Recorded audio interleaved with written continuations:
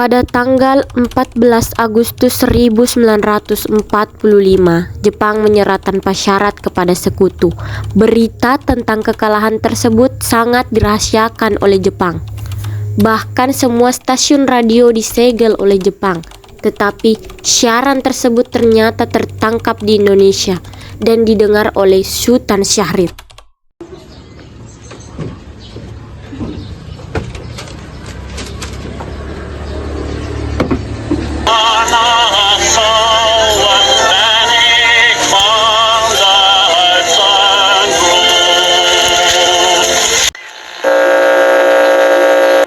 Of Japan and the Japanese government and the Japanese Imperial General Headquarters to sign the instrument of surrender at the places indicated.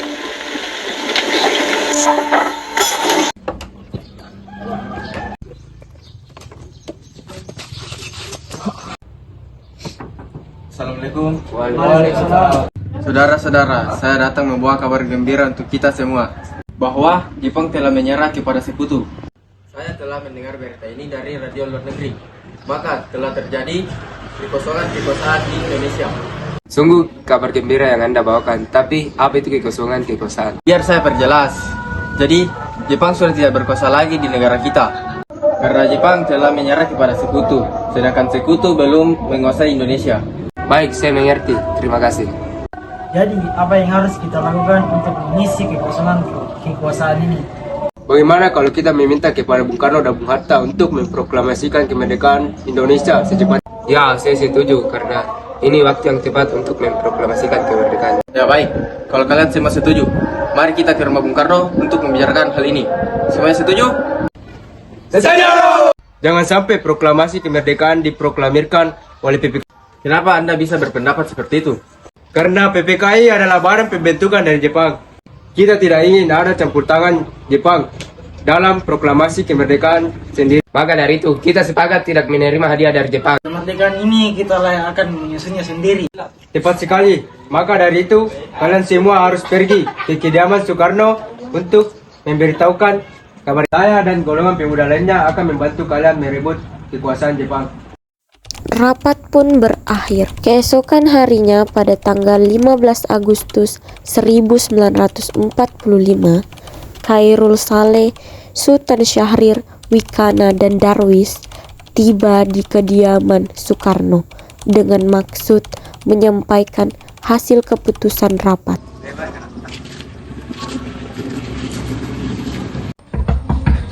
Assalamualaikum.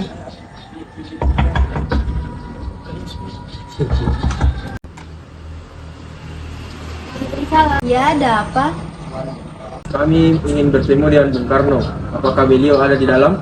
Ya, ada. Tunggu saya panggilin dulu. Silahkan masuk.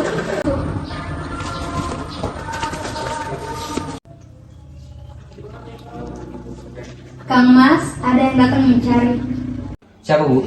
Para pemuda datang mencari. Katanya ingin mengatakan hal penting. Baiklah, saya akan menemui mereka.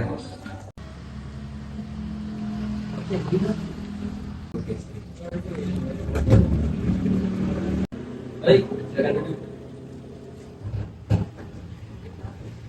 Saya dengar dari istri saya ada yang ingin kalian bicarakan.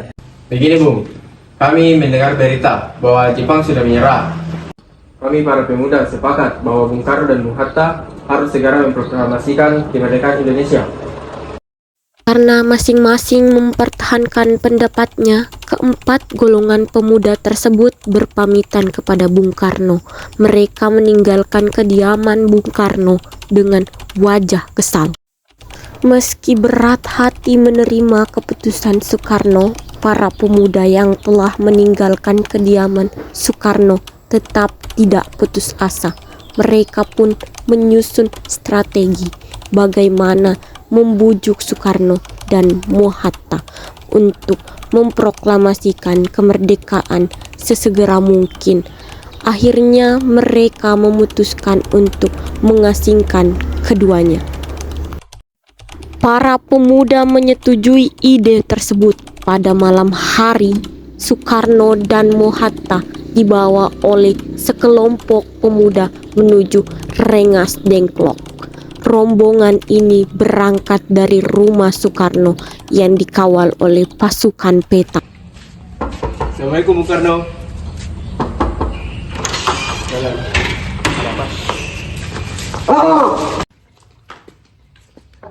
Assalamualaikum Bung Hatta.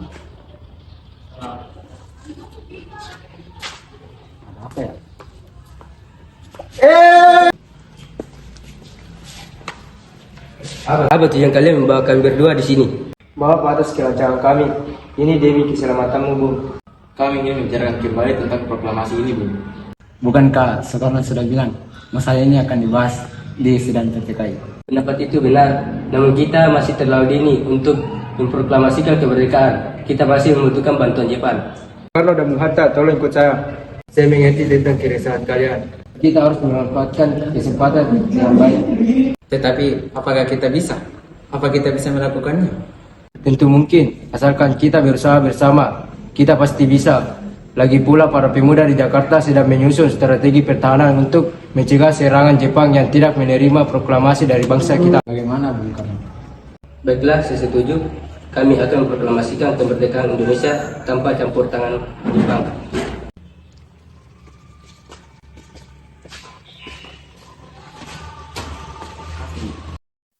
Pada pukul 6 sore, rombongan dari Jakarta yang dikenal oleh peta tiba di Rengas Dengklok untuk menjemput Soekarno dan Mohatta.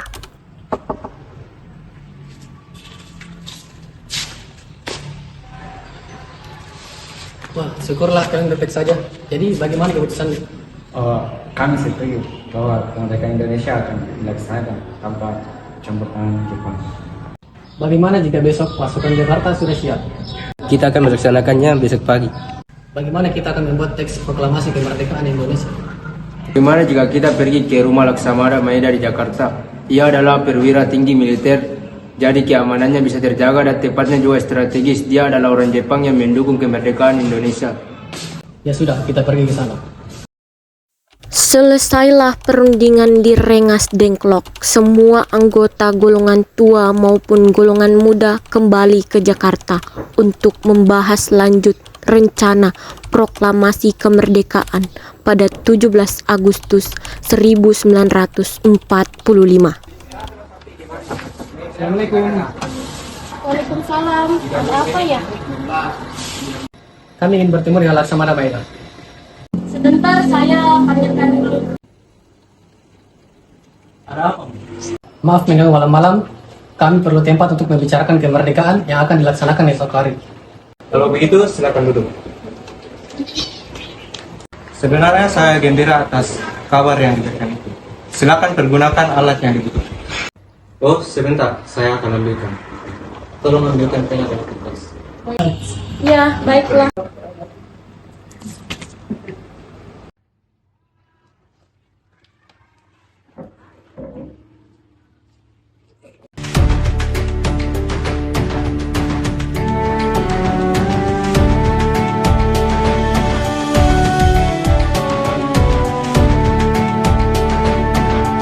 Bagaimana dengan penandatanganan proklamasi ini?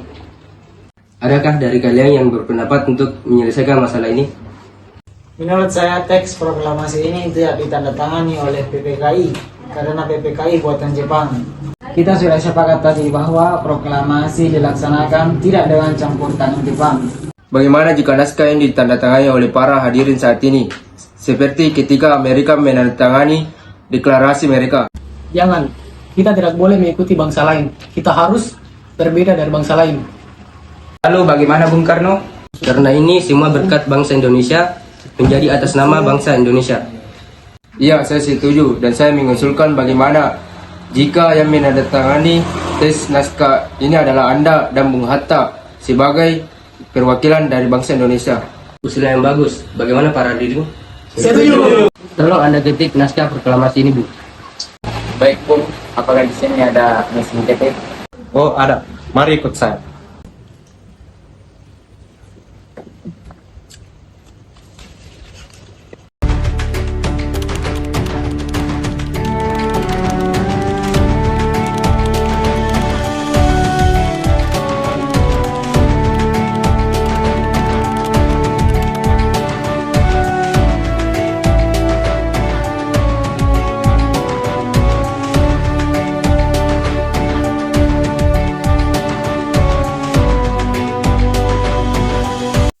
Setelah usai perundingan di rumah Laksamana Maeda, Soekarno pulang disambut oleh istri tercinta.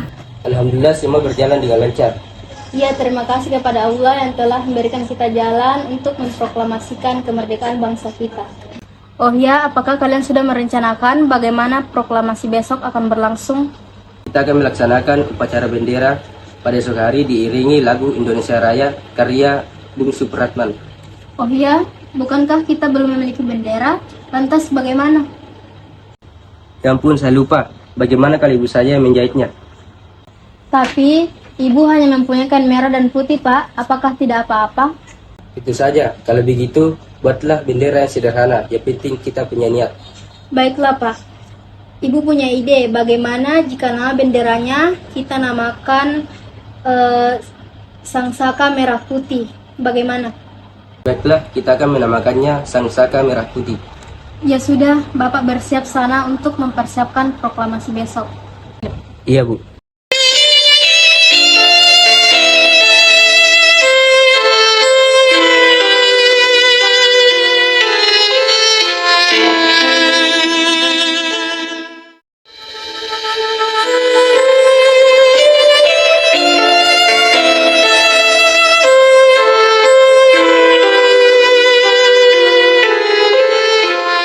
Tolong kibarkan bendera ini sebagai tanda kejayaan bangsa ini. Siap, Bu. Saya akan mengibarkan bendera.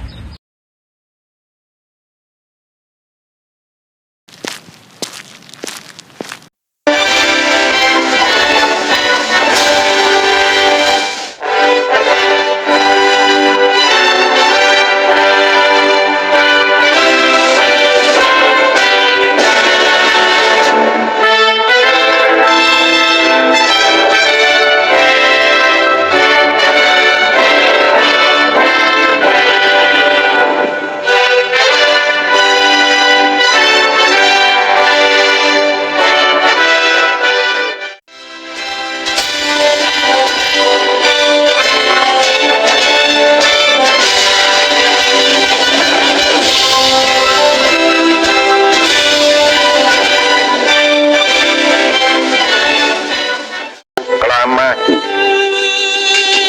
kami bangsa Indonesia dengan ini menyatakan kemerdekaan Indonesia. Hal-hal yang mengenai pemindahan kekuasaan dan lain-lain diselenggarakan dengan cara saksama dan dalam tempo yang sesingkat-singkatnya. Jakarta, 17 Agustus 1945, atas nama bangsa Indonesia, Soekarno, Hatta.